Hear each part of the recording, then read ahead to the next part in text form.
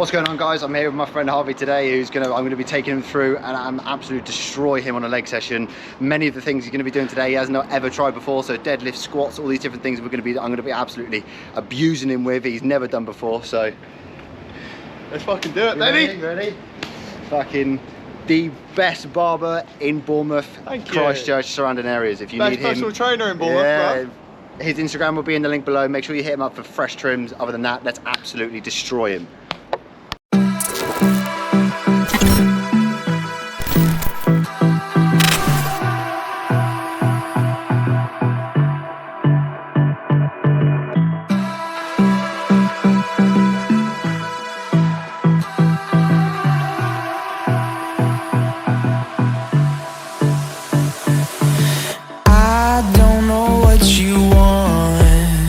Let's have a bit of fun till I downfall. My love, if you feel like I do right now, don't say you're on the run to the other side, my love.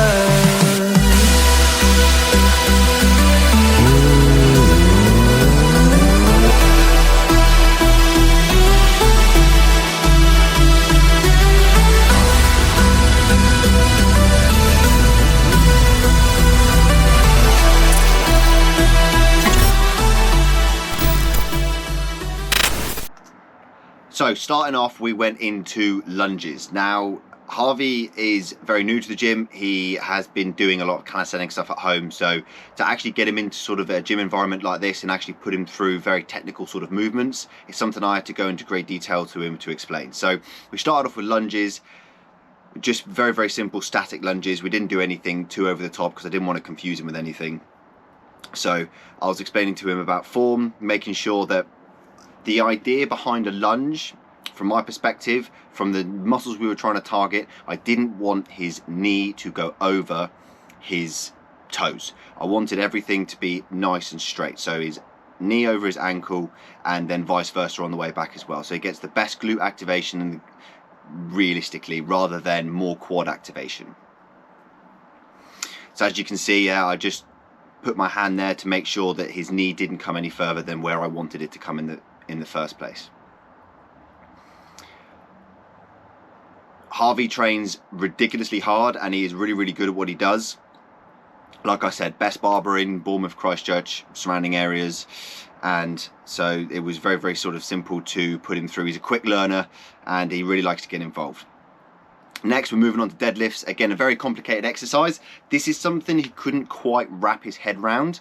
I wanted to specifically do RDLs with him because I wanted to get that glute activation.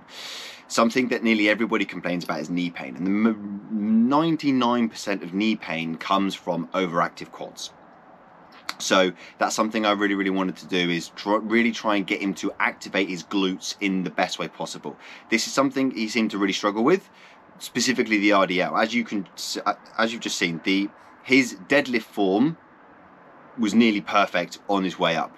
And then it was just a sort of tweak in his head about actually just bending over and just hinging at the hips rather than moving at the knees. So as you can see, I'm trying to give him a lot of points, and then the whole rounding of the spine as well. That's something that's extremely dangerous when you're deadlifting. Doesn't matter what kind of deadlift you're doing. If you can see it right now, that round in the spine is what's going to cause back pain. I tried my absolute hardest to sit there and sort of say to him that he needs to keep it nice and straight like I demonstrated. Just like now, his back was almost perfect then. However, he just couldn't quite get the whole not bending the knees bit. The deadlift, the squat and the bench press are highly troublesome exercises to get right for a beginner. Mainly because you've got so many different activations going on when you're trying to do these exercises. So making sure that you keep the glutes tight, the core activated, while keeping the shoulder blades pinched, and then everything else. So as we progress through the video, you will see he does get it toward the end, and that's 99% of the problem, guys. Is you expect to come into the gym and do everything first try, and it's just never going to happen. It's going to take time and time and time again of training. I've got clients who just sometimes, you know, they'll go weeks and weeks and weeks without being able to do it, and then one day it will just click, and that's just repetition. Now remember, not all practice is going to be good. Only perfect practice is perfect. So as you can see here, Hannah's demonstrating a deadlift absolutely perfectly. Her back's nice and straight, her shoulder blades are pinched, her legs are nice and straight. She's getting a really good activation through her glutes and through her hamstrings. So as you can see now, she's going down, nice stretch in the hamstrings, comes up, nice big squeeze of the glutes as she's at the top. Absolutely perfect. Couldn't have asked for anything better, really. So while this is happening, I'm just trying to explain to Harvey again about what kind of movement I want him to do in order to be as safe as possible. And this is the thing about safety. Safety's the number one key factor in a gym. I know I said it quite a while ago, calisthenics is more impressive than bodybuilding, and I stand by that statement. It is more impressive than bodybuilding. But if you ever thought, you never see 50, 60-year-olds doing calisthenics, and that's because it is a very dangerous sport.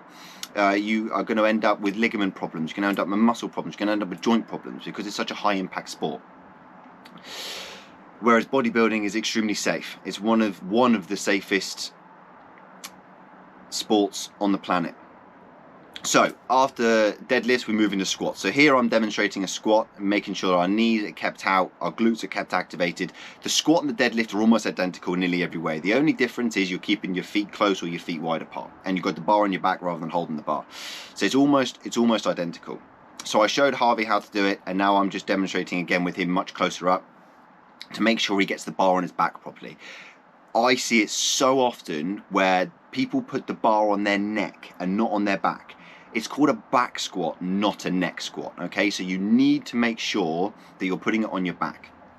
Another thing I see quite a lot is people collapsing from the chest, okay? You need to make sure that your chest is up, as I sort of said just there. So, and then again, I'm just trying to demonstrate the knee portion here, and then as we go up and down with the same motion.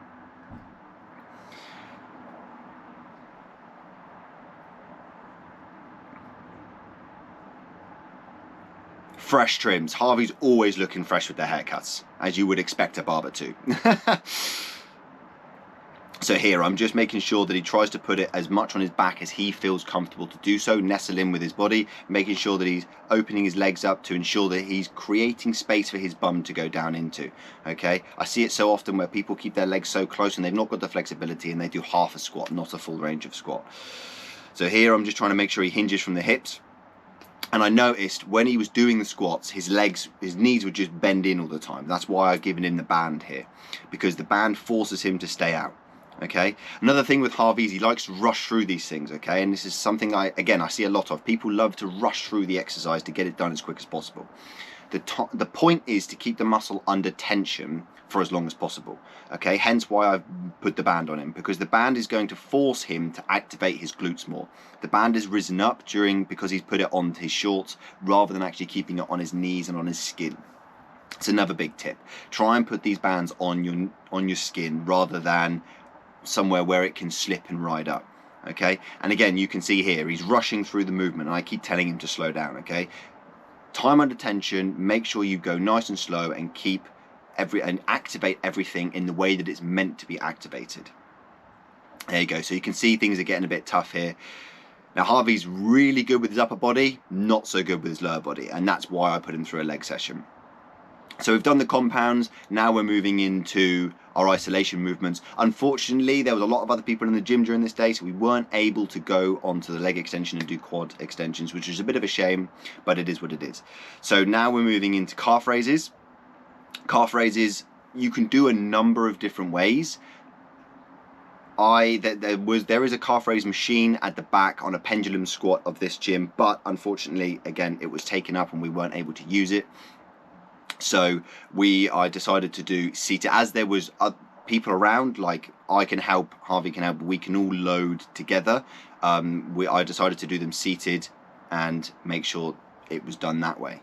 The reason I decided to do the calf raises seated is mainly because it was the best option during that time. I didn't want to faff around with wrist straps trying to do single leg extensions and stuff like that. And as well, this is toward the end of the session. I could see Harvey was starting to fatigue, and the last thing you want to do is go and hurt yourself. Now, I've said that bodybuilding is a very safe sport, and relatively it is, provided you do it correctly. So the last thing I wanted to do is really push him through the last bit and him then go and hurt himself. So seated is always the best way at toward the end of the session. It's an isolation movement. And here you can see I'm really trying to make sure that he gets the full range of motion out of his calves, and he's not just doing half a movement. This is another thing. Doing half a movement is not going to get you the best muscle growth. You want to make sure you're putting the muscle through the full range of motion in as many different ways as you possibly can, in a variety of different rep ranges, to ensure that you're getting the maximum growth. So there I've just made sure that his knuckles of his toes are actually on the platform that he's lifting up from, rather than just the toes themselves, to make sure that actually he worries about the calf rather than worry about his toe or his foot position. That was that, really. It was a particularly long leg day, but that's just because I had to do a lot of demonstrating, a lot of time, and I really tried to make sure that he actually got the best out of the movements, and made sure that he actually understood what we were trying to do, why we were trying to do it, to make sure he got the best muscle growth. But other than that, I hope you took something away. It's a quick video today, just about training, and obviously if you need any advice on mental health or any advice physically, please do not hesitate to get in contact. All of the links will be in the bio, all of the links will be in the description, and obviously if you need any fresh trims, make sure you hit up Harvey. Absolutely fantastic with a pair of scissors and a clipper. Other than that, guys, have a fantastic day, and I shall see you in the next one.